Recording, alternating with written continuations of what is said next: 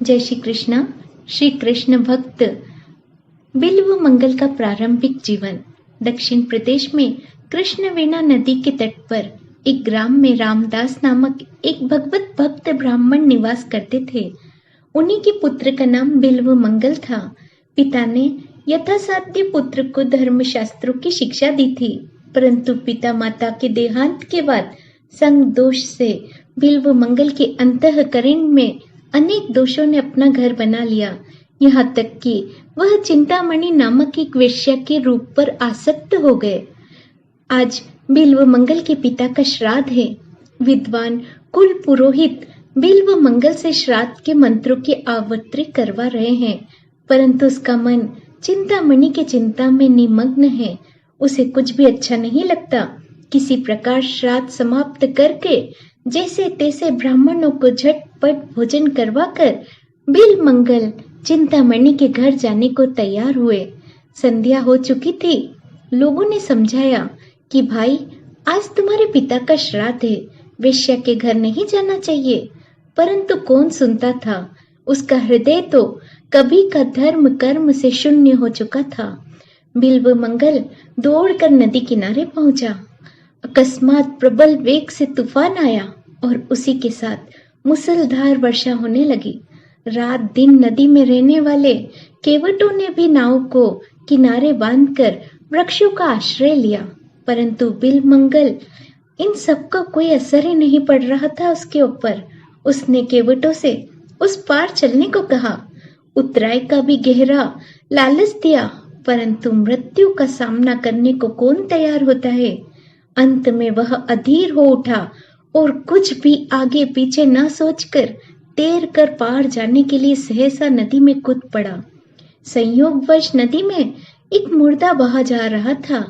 बिल्व मंगल को तो होश ही नहीं था। उसने उसे काट समझा और उसी के सहारे नदी के उस पार चला गया। कुछ ही दूर पर चिंतामणि का घर था। श्राद्ध के कारण आज बिल्व मंगल के आने की बात नहीं थी, अतएव चिंतामणि ने घर के सब दरवाजों को बंद करके निश्चित होकर सो चुकी थी। बिल्व मंगल ने बाहर से बहुत पुकारा, परंतु तूफान के कारण अंदर कुछ भी सुनाई नहीं पड़ा।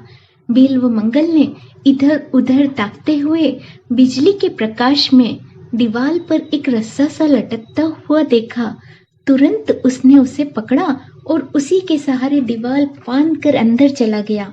चिंतामणि को जगाया। वह तो इसे देखते ही स्तंभित से रह गई।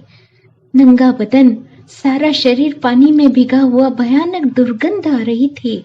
उसने कहा, तुम इस भयावनी रात में नदी पार करके बंद घर में कैसे आए। बिल्व मंगल ने काट पर चढ़कर नदी पार होने तक और रस्सी की सहायता से दीवार पर चढ़ने तक की कथा सुनाई। वृष्टि थम चुकी थी। चिंतामणि दीपक हाथ में लेकर बाहर आई। देखती है दीवार पर तो भयानक काला नाग लटक रहा है और नदी के तीर सड़ा हुआ मुर्दा पड़ा है। बिल्व मंगल ने भी देखा और देखते ही कांप उठा। चिंतामणि ने भत्सना करके कहा, तू ब्राह्मण है।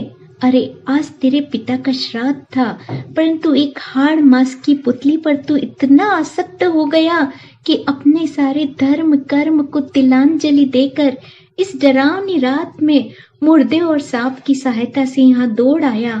तू आज जिसे परम सुंदर समझकर इस तरह पागल हो रहा है, उसका भी एक दिन तो वही परिणाम होने वाला है जो इस सड़े मुर्दे का है। अरे, यदि तू इसी प्रकार उस मनमोहन श्याम सुंदर से मिलने के लिए यूं छटपटा कर दौड़ता, तो अब तक उनको पाकर तू अवश्य ही कृतार्थ हो चुका होता। वेश्या की वाणी में बड़ा काम किया। बाल्यकाल की स्मृति उसके मन में जाग उठी। पिताजी की भक्ति और उनकी धर्म प्राणता दृश्य उसकी आंखों के सामने मूर्तिमान होकर नाचने लगी।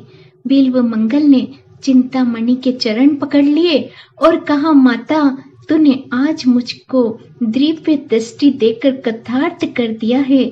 मन ही मन चिंतामणि को गुरु मानकर प्रणाम किया और उसी क्षण बिल्व मंगल के जीवन नाटक की यवनिका का परिवर्तन हो गया। जय श्री कृष्ण।